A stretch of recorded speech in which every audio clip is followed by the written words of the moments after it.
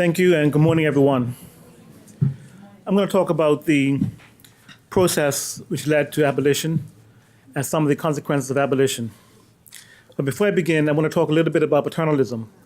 Paternalism is the nexus that defines the relationship between slave and slave master.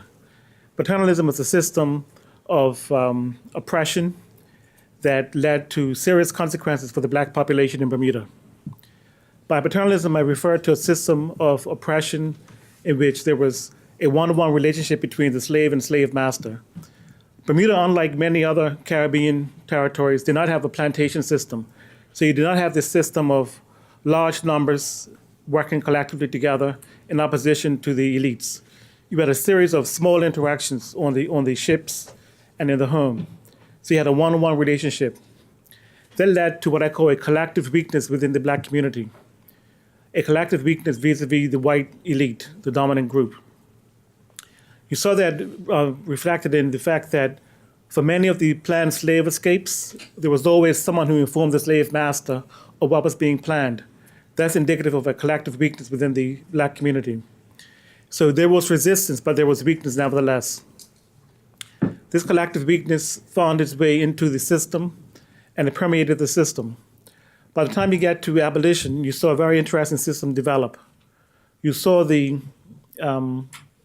government pass legislation to diminish the black political representation.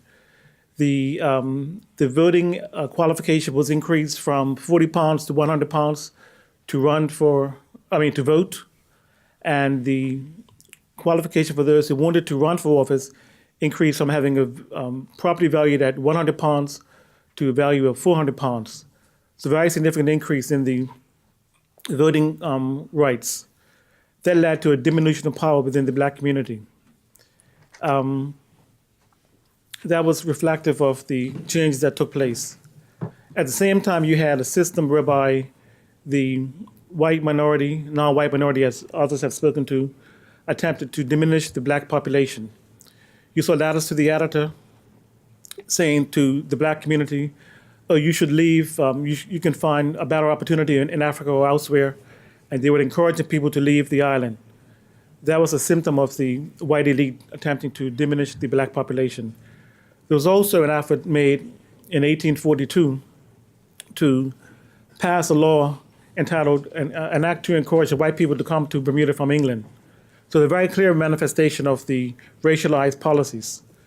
These racialized policies continued in existence right up until, the 1960s and 70s, because you saw the efforts in the 1920s, early 20th century and 1920, where they brought in West Indian workers to work the dry docks up in Dockyard. And whenever they brought in someone, they would always say that they wanted them to leave, whereas the whites who came in, they would encourage them to stay. So the very clear racial bias with the immigration policy, which is long-standing, and that's a significant factor of Bermuda's experience. We saw this reflected in the 1920s and 30s, and it goes right up into the 1950s. I know I'm getting ahead of myself, but the 1950s was a period of great transformation in regard to immigration policy. You saw the 1950s and 60s, a great change. In the 1950s, you had a net migrant population of about 700 people coming to the island. 1960s to 1970, you had net growth of 8,000 people. And most of these people were able to vote after being here for 3 years because we changed the legislation to allow anyone who had lived on the island who was a British Commonwealth citizen the right to vote after 3 years of residence. And so there was a clear policy to orchestrate immigration policy for political purposes right up until that time. And that's the reality that we had to face. It was a very clear, cold reality, but immigration policy has been a symptom of the racialized policies of Bermuda. That's what we witnessed in our period of time. That was the reality of it, and that's what we had to deal with. The racialized policies continued to permeate the island, and it led to some resistance. But in the 1830s, there was no resistance, and that was a reflection of the collective weakness in the black community. When the law was changed to grant blacks reduced voting rights and power, there was very little resistance to it, and that was suggestive of a weakness in the black community. Thank you. I have 5 minutes left. Yes. The issue of immigration is a significant one. In the 1920s, you saw the population shifting toward bringing in West Indian workers, and that created a certain set of challenges.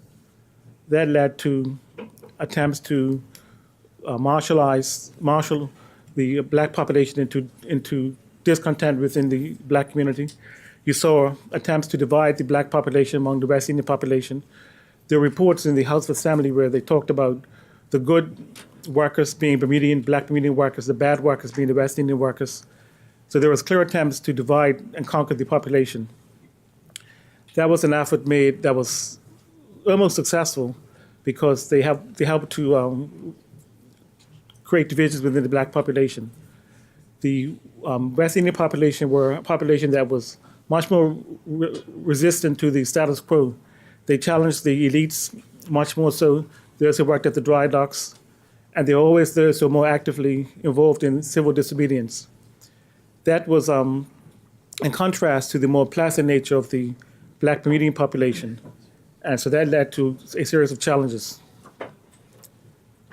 So that's what we have before us. Okay. Thank you very much. Okay.